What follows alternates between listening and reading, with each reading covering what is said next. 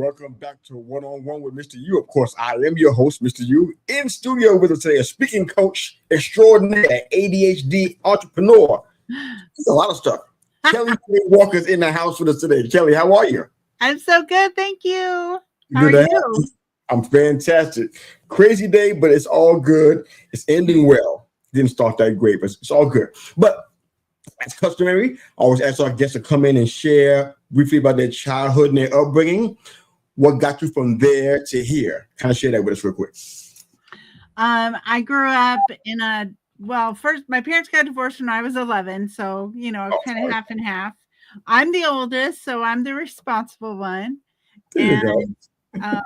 I got dragged to Utah when I got married. I married somebody that I met that lived in California but was going to school in Utah, and so when we got married, I moved here. So I grew up in Kansas. Now I live in Utah, and I have an art degree. I was a graphic designer for 22 years, and then my life completely got turned upside down when the year I turned 50.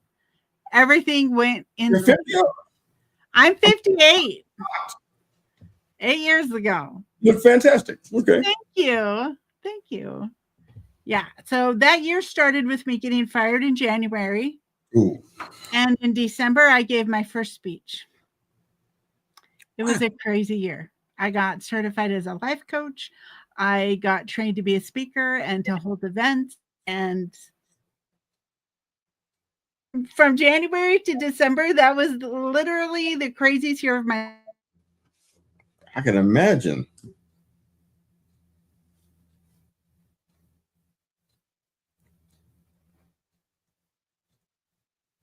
I think we got frozen. The technical issues today continue. Kelly, can you still hear us?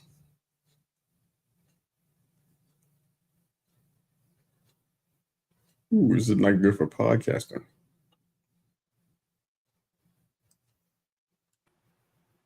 We're back. Yeah, we're back. Well, that was a pregnant pause if I ever heard one. But it's good, though. It's so good, though. This is just the world of podcasting, and it's live, too. So it is. You know what? I just love it. Like, hey, if you don't want to watch our show because that happened, plenty of shows out there don't have any glitches. They micromanage the whole thing, and go ahead and find them. They're out there. I'm going to do it. But yeah, absolutely. But you are ADHD-friendly speaking coach who helps entrepreneurs turn ideas into jaw-dropping signature talks. I'm going to do something out of the ordinary. I'm going to spend the entire episode talking about your work. I don't always do that. Okay. So let's go ahead and jump into this a little different. But what is an ADHD entrepreneur? What are the characteristics? Well, I think that if you have ADHD, you are much more likely to become an entrepreneur because it's really hard to work for other people when you have ADHD. I think probably the most main characteristics you would see in yourself if you were an ADHD entrepreneur is that you don't do well with 9 to 5 because your brain works in time chunks. You get really excited about something and you want to work on it for an hour or two, and then you've got to change. And so if you work for somebody else, they don't like it when you change what you're doing. They don't like that you need to go have an hour break where you think about, your new podcast or whatever, right? So it is actually really hard to focus for 8 hours a day on somebody else's dream, right? Wow. Right? So that's the first one. The time commitment was really hard. I feel like something's happening to our listeners and our viewers when they heard that part. Because I know some of the folks that are listening, I'm like, wait a minute. Working all those hours on somebody else's dream. We're going somewhere with it. Keep going. This is good. Yeah, that one's rough.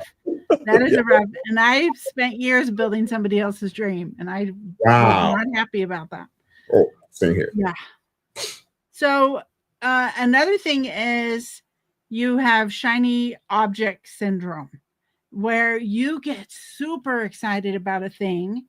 You focus on it for days or even weeks, and then you hit this point where boom, you never want to see it again.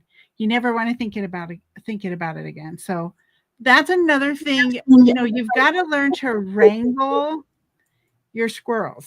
You got a squirrel rodeo going on. And so that's another thing, which is why entrepreneurs usually have multiple businesses. Right? You get excited about this, you start a business, and then you get excited about something else and you start a second business. You get excited about something else, you start a third business. I don't know about you, but I have multiple businesses. Most people I know that are entrepreneurs have multiple businesses. But if you didn't have ADHD, you couldn't manage it all. Our brains work differently. They can go all in on something and get so much stuff done, way more than what, I don't know what to call them, not, normal people, non-neurotypical people. Non-ADHD entrepreneurs. How about that one? There you go. Non-ADHD entrepreneurs. So Copy. it's kind of a superpower. Also, you know what? You make the best speaker. If you have ADHD, you make such a good speaker because. Wait, why? Why is that? Why? Because you get so passionate about the things you are passionate about, like more so than normal, because you have this tendency to hyper focus to the point of pushing everything else out, like forgetting to eat, forgetting to walk your dog, forgetting to go to bed. The hyper focus can be so good on stage because if you know that you're focusing on giving your audience a transformative experience, you can focus on that like no other speaker. And the energy levels are always super high. When you got ADHD, you got energy coming out your ears, coming out of your pores. You're so energetic. So it makes a really good speaker because you're so bam, bam, bam, fast, high energy, excited, passionate. You get your audience all worked up and then they're on fire by the time you're done speaking. So yes, it does make you an amazing speaker. It is a superpower. I'm learning something here today because I'm thinking that, as much as I know, it's just a very small sample size. I'm like, managing, have multiple businesses, you have to be able to manage multiple businesses. It's like, okay, so it doesn't seem to jive with what I know about ADHD. So how is that part of impacted? How do they manage all these things and pay attention to the details of all these different areas and, basically stay on task and not get distracted and not finish, have unfinished projects? How does that work? Well, there are a lot of unfinished projects. It is definitely a challenge that you need to learn to manage. So like for me, I have time set aside every day to work on my different businesses. So, like Mondays, I have almost all my client appointments are on Mondays. So on Mondays, I'm in client mode. On Tuesday is my work day for getting speaking gigs. So Tuesdays, I just work on speaking stuff for me and I do have some speaking clients where I get them speaking gigs. So Tuesday is all about getting speaking gigs. Wednesday, it's kind of random. My Wednesdays are usually crazy. And then Thursdays and Fridays, same. I have some clients in the morning and then I have event days. So I do all my events on Thursdays and Fridays. So I know if I'm doing an event, Thursday and Friday is all about doing the event. So time chunking is really, really good for ADHD entrepreneurs. I like Set aside time for everything. I like that. You talked about your take on memorizing speeches versus being authentic speaking. Yes. Why is that important? Break that down, because I've been a public speaker for a while, but as far as the professional aspect, the part where it looks like you're doing so much better than you were before. I'm entering into that realm right now, so I'm trying to figure out. Okay, so I'm learning things that I haven't heard before, some things I have heard many times before. Yeah. Does it matter? What's the difference? Well, when you memorize, and this could be different for different people, but in general, when I see people that memorize their speech, they lose all the emotion and the playfulness and the energy of tangents and things like that. So I think if you memorize it, it's like you're a robot spitting out this speech you've memorized. And yeah, you can remember to perform. You can remember to do this high energy thing or this low energy thing. But man, I feel like it It roboticizes you. So here's what I recommend. Okay. You memorize the opening and the closing only. Those parts, I do say, please memorize those, because the most important parts of your speech are the first 2 minutes and the last 2 minutes. Those are the parts that people remember forever, and they forget the whole middle. So you gotta come out powerful, and you gotta stick the landing. In between, you have bullet points, right? Okay. So you're going to start with your story. You're going to introduce the conflict. You're going to make a cliffhanger. I mean, if you do it my way, I have a structure. You leave them on a cliffhanger, and then you tell them your 3 tools that you used to get out of that pit you just told them about. So then most of your speech is given the 3 tools. You don't need to memorize that. You know what your 3 tools are. You've got a story for each tool of how you used it, how you learned it, how other people have learned it and used it. And then after you tell your tools, you go back to your cliffhanger where you left them wondering, well, did she survive? Obviously, because she's on stage now, but how did she survive? So then you finish the story, and then you give them an action plan, something for them to do to get out of their own pits at the end. So you really don't need to memorize that. You know your life stories, you know your tools, so don't memorize the middle, because then you won't sound like a robot. No, that makes sense. I think about the bullet points and the index card. Okay, I didn't know those were part of the deal. That helps. Yes. Or the middle. If you don't have those, that could be a challenge. All right.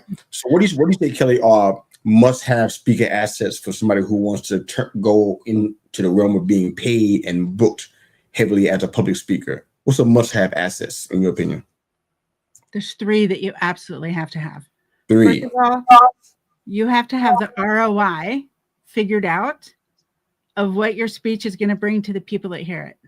So if you don't know the point of your speech, if you don't know who you're going to help and what you're going to help them do, you can't even get started. You'll never get paid to speak.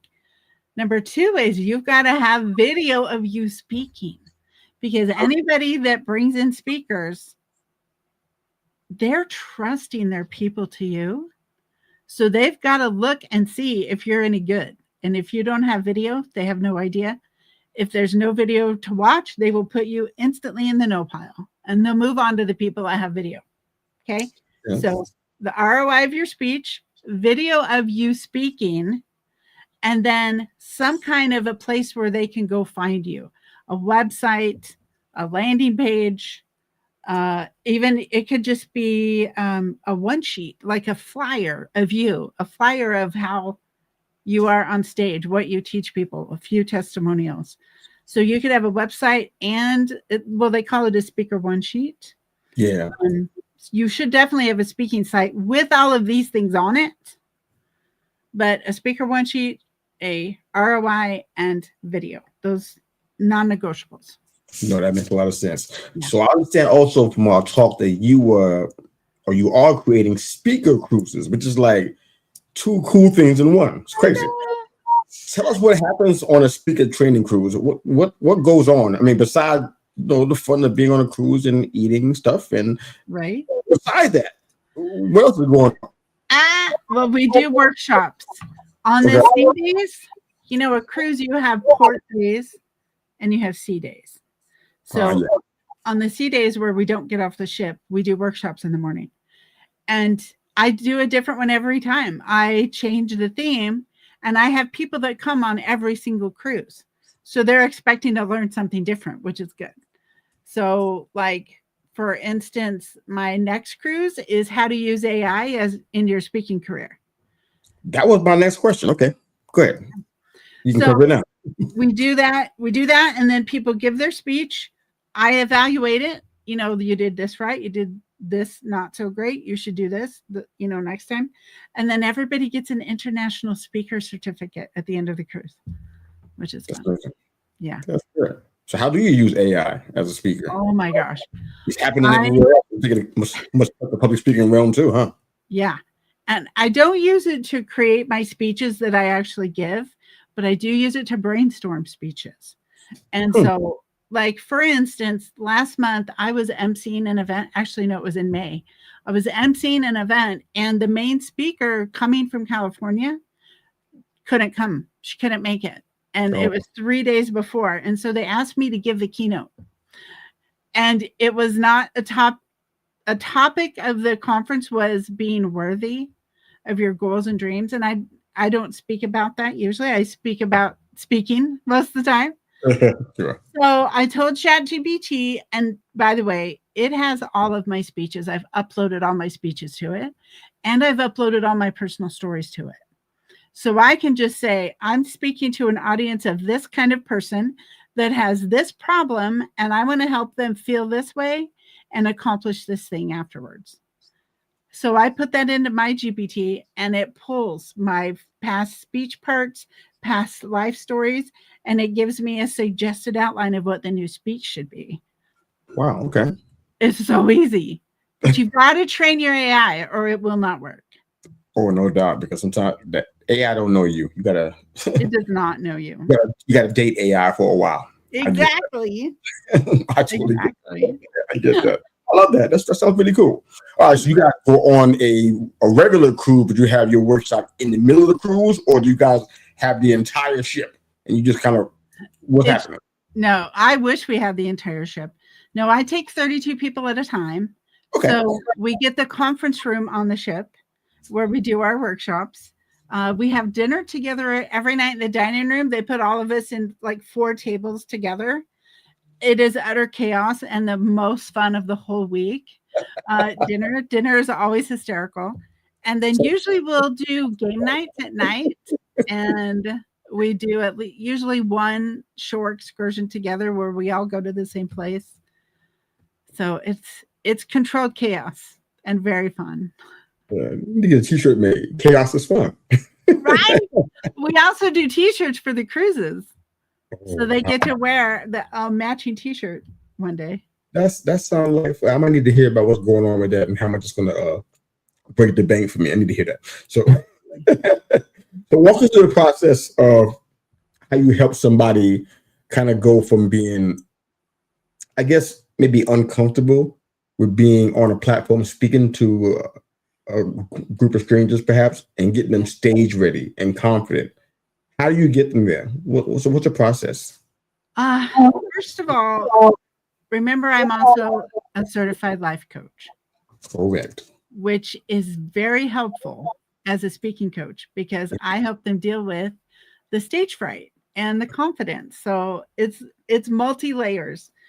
So I just assess where they are. You know, do you have a speech written yet? Yes or no? Do you have stage fright issues? Yes or no? How's your social media? Do you look like a speaker on social media? Yes or no? And so we start there, we do an assessment, and then we just start building the assets. We build the speech, we build up the social media, we do the website. I actually have every 3 months a little practice session where they come speak live and we take pictures and video. So then they get pictures and video for their website. Awesome. Yeah, it is actually really super comprehensive.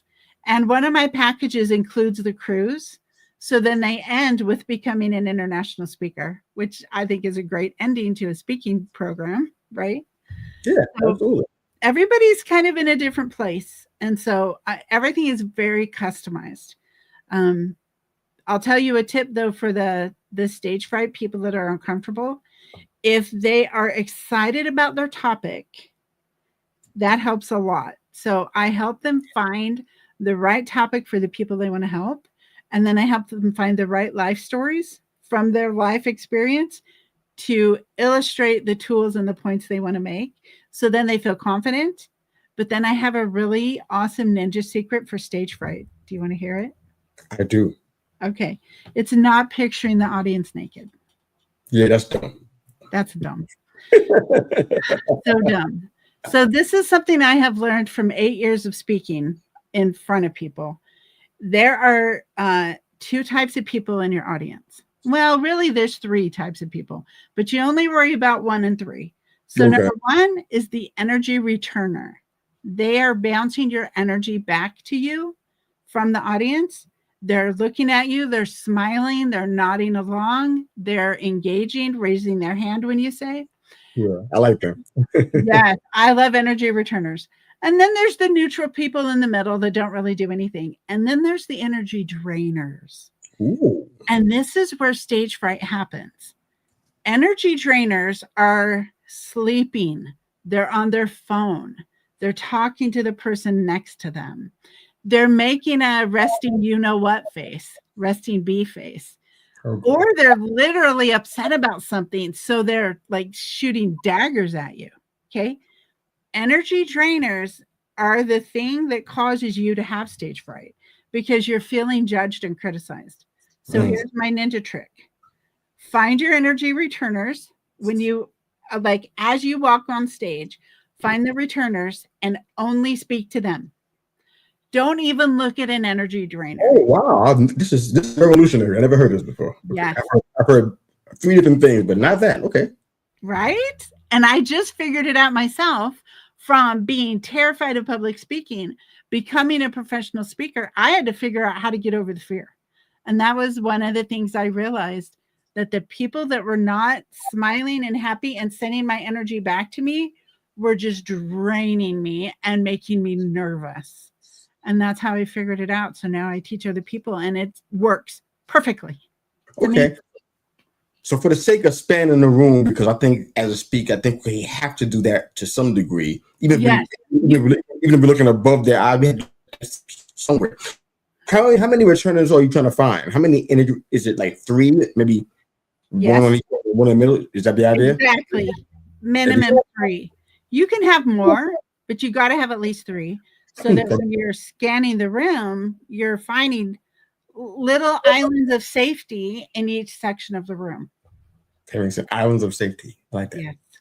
That makes a lot of sense. Okay. I like this. Okay. Just a few more questions. I think we're almost good to go here. Okay. On time anyway, we're doing great. Thank you for your time on this. You talked about crafting your signature talk. Now, help me understand what that means. I think I understand that. Yeah. I would imagine that you probably only do the signature talk once. So why is it called a signature talk? I guess help me understand how you get to that place. How often are you doing your signature talk? What does it all mean? Your signature talk is the one that people know you for. So let's say you're holding an event. You're going to do some kind of an online summit. And you want somebody to speak on mindset. You want somebody to speak on daily schedules. You want somebody to speak on gratitude, etc. When you think of a topic and a person comes to your mind, that's because they have nailed their signature presentation. That's because they have made it so obvious that that's what they speak on, that everybody knows it and everybody can recommend them to go speak on that topic. So it is the speech you will give the most often. It's the one that will be the most polished, the one that will make the most impact on people because you've gotten so good at your delivery. You know exactly when to pause. You know exactly when to get audience engagement. You know exactly what to say at the end, depending on the room, depending on the energy, depending on the certain mix of people, to get them to experience a full transformation when your speech is over and be unforgettable. So that's your signature talk. I love it. I love it. Just 2 more questions. I'm going to have you encourage the people and share your information so they can find your workbook and the other that you have. So my penultimate question. I love that word. Yeah. For somebody who's in coaching, entrepreneurship, and they feel like they need to start speaking more. I won't go as far to call it a calling because that could be heavy on somebody like that, but they know that in order to do what they are called to do more effectively, they know that speaking is really important, but they kind of get overwhelmed with it. What's your first step for them they got to take today? So coaches and entrepreneurs, perk up, pay attention. This is for you. Yes. Great. Go ahead, Kelly. What's their first step? If you're a coach, your first step is, what transformation do I give my clients? And how can I turn that into a speech to give that transformation to a whole room of people at once? Or even just the first step of the transformation.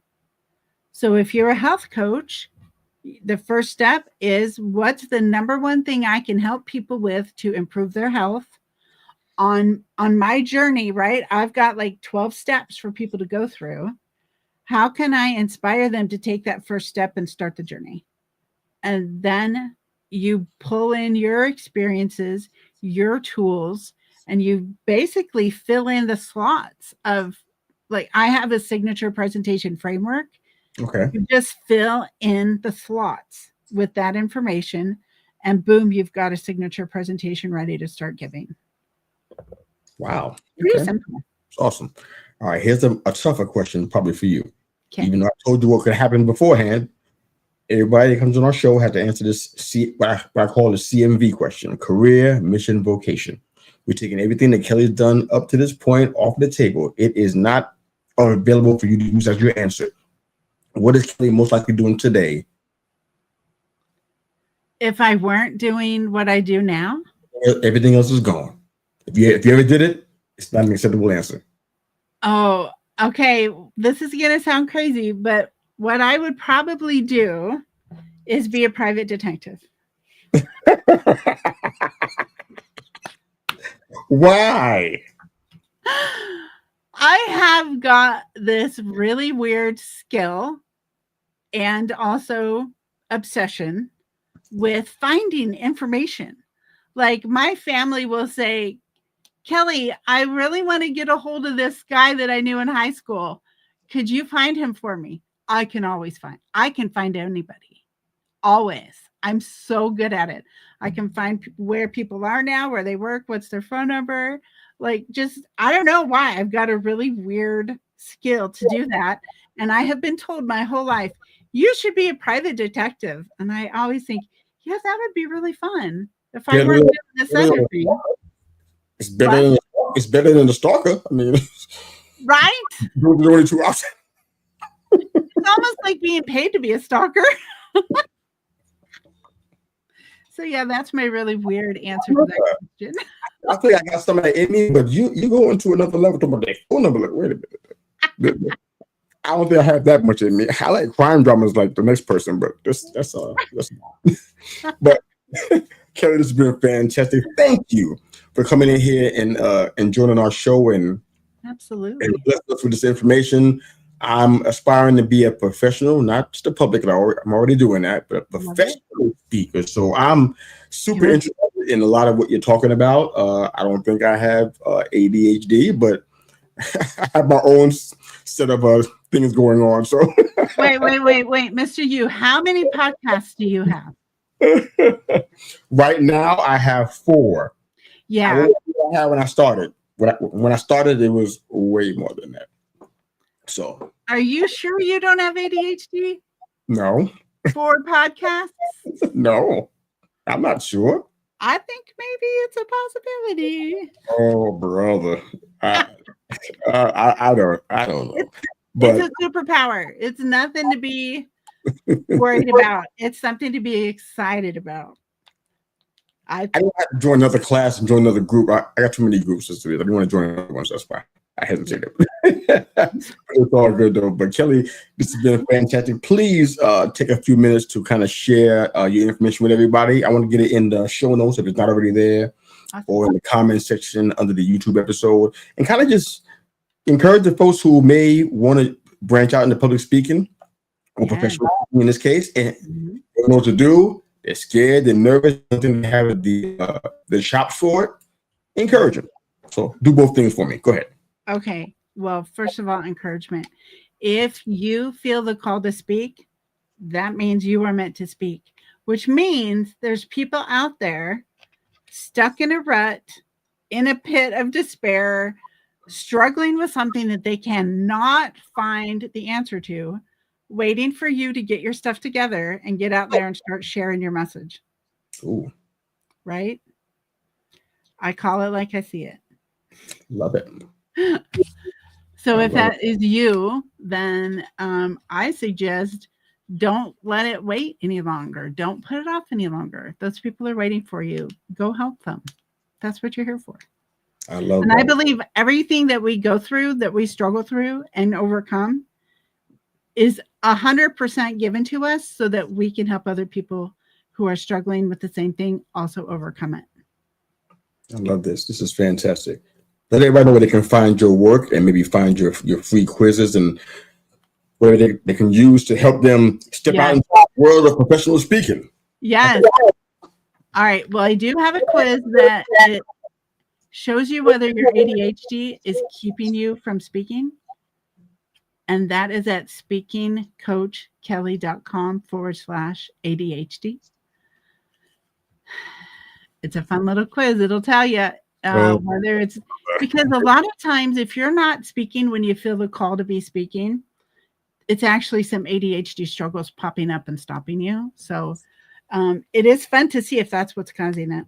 Also, I have a workbook that you can go through that helps you find your life stories and slot them in to my signature presentation framework. And it's all, you could literally just become a speaker with my free workbook. Like that's all you would actually need. Of course, I would love to help you. I need help. But you could literally do it by yourself with the workbook. I should probably charge thousands of dollars for that workbook, but I don't. It's free. And you can find that at speakingcoachkelly.com/workbook. Also, I have a speaking podcast that one of the things I do is I bring people on to have their recorded speech up and we play it. And I evaluate every body movement, every word, every call to action. It's amazing. It's called The Kelly Effect. So look up The Kelly Effect. It's a really fun podcast. I like it. I also interview professional speakers and say, how'd you get started speaking and how do people get paid to speak? So I have 25 episodes out. And I have 5 in the queue that I have not posted yet. So go check that out. The Kelly Effect. Look at you. You out here killing it. Thank you. Turning cruisers upside down. You got the speaking stuff happening. You got your podcast going. Well, I'm proud of you. Thank you. It's the ADHD.